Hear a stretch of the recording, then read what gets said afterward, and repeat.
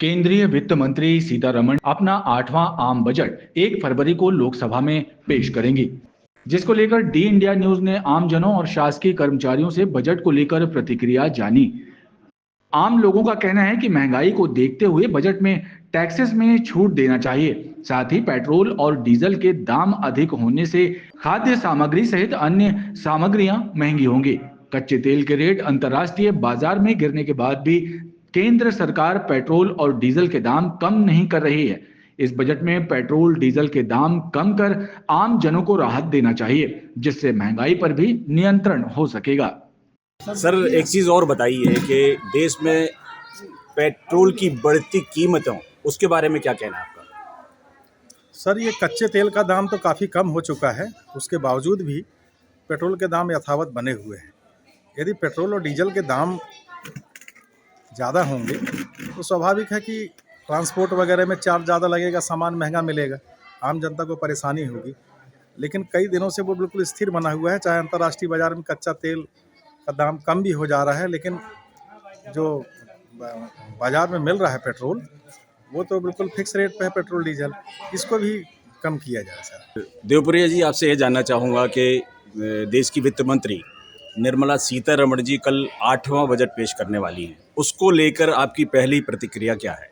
ईश्वर करे वित्त मंत्री महोदया को सद्बुद्धि दे और मध्यम वर्ग के लिए राहत घोषित करें, ताकि लोग प्रशासन, शासन और सरकार को धन्यवाद दे सकें। महंगाई को लेकर कुछ कहेंगे? महंगाई को लेकर इतना ही है कि ये इसे अपने कंट्रोल में करें, इसे अपने नियंत्रण में करें, ताकि आम इंसान राहत महसूस कर सके और इन्हें जिंदाबाद कह सके।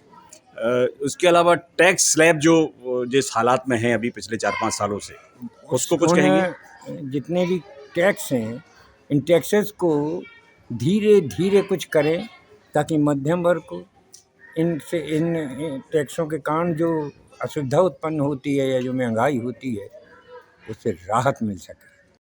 बजट को लेकर शासकीय कर्मचारियों का कहना है कि 8वें वेतनमान को लेकर बजट में प्रावधान करना चाहिए। महंगाई बढ़ने के साथ शासकीय कर्मचारियों के वेतन में वृद्धि नहीं हुई है।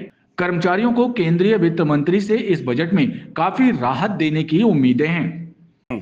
अमीरों को तो बजट से कोई लेना देना नहीं रहता ज़्यादा। हम चाहते हैं कि बजट जो है संतुलित प्रस्तुत किया जाए, जो कि माध्यमिक, मिडिल क्लास और पुअर क्लास के प्रति ज़्यादा। टैक्स में कोई रिबेट मिलना चाहिए। टैक्स में 10 लाख, कम से कम 10 लाख तक छूट देना चाहिए कर्मचारी। इसके अलावा क्या उम्मीदें हैं आपको निर्मला सीतारमण से? कर्मचारियों को सबसे पहले तो पे कमीशन की जो पे कमीशन का जो बना रखा है, मतलब सिस्टम की 10 वर्ष में जी। पे कमीशन बिठा करके उनको जो है 2026 में पे कमीशन देना चाहिए जी। और महंगाई के हिसाब से, जिस हिसाब से महंगाई बढ़ती है जी, उस हिसाब से कर्मचारियों को जो है, जैसे मान लीजिए आज महंगाई 54% बढ़ती है, उस हिसाब से मतलब देखा जाए तो जैसे अब इन लोग जो है बढ़ा रहे 3% महंगाई बढ़ा रहे हैं, ठीक है, तो 3% की जगह कम से कम 5% महंगाई जो है कर्मचारियों को देना चाहिए। बिल्कुल सही कहा आपने। किचन का जहाँ तक सवाल है, आप नौकरी पेशा लोग हैं, किचन में क्या कंडीशन होती है? किचन में देखिए, सबसे पहले तो जो कुकिंग गैस है मेन जी, वो मतलब थोड़ा सा जो है भारी पड़ती है। कुकिंग गैस में थोड़ा सा एक राहत देनी चाहिए जी। इसके अलावा जो खाद्य सामग्रियां हैं उसमें जैसे बहुत सारी चीज़ें हैं, ऑयल है, फूड ऑयल है, या मान लो राइस है, चावल वगैरह, ये थोड़ा सा इसमें थोड़ा सा गवर्नमेंट को लगाम लगानी चाहिए, मतलब कंट्रोल करना चाहिए इसके रेट प्राइस पर।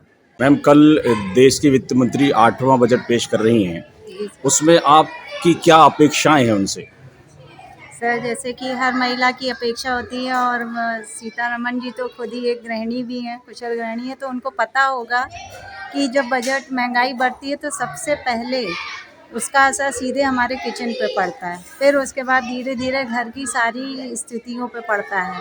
सब जगह हमको क्या करना पड़ता है, एडजस्टमेंट फिर बैठाना पड़ता है। बच्चों की पढ़ाई, घर के सामान से लेके बच्चों की पढ़ाई, घर के खर्चे और जितने भी अदरवाइज़ जितने भी हमारे खर्चे होते हैं, उनमें सब में फिर एडजस्टमेंट बैठाना पड़ता है। और अंत में यही होता है कि महीने के अंत में वो थक हार के बैठ जाते हैं और अगले महीने की सैलरी का इंतज़ार करना पड़ता है। तो मैं यही चाहती हूँ कि वो जो भी बजट बनाए थोड़ा सा मिडिल क्लास को ध्यान में रख के बनाए, क्योंकि वो जो भी सफ़र करता है वो मिडिल क्लास का व्यक्ति करता है। गैस के बारे में कुछ कहेंगी? सर पहले गैस पे सब्सिडी मिलती थी, अब तो सब्सिडी भी नहीं मिलती है और रसोई गैस महंगी ही होती जा रही है कि सस्ती होने का आसान नहीं है। तो बजट में मैं चाहूँगी कि रसोई गैस पे हम लोग को सब्सिडी मिले। महिलाओं के लिए कुछ खास?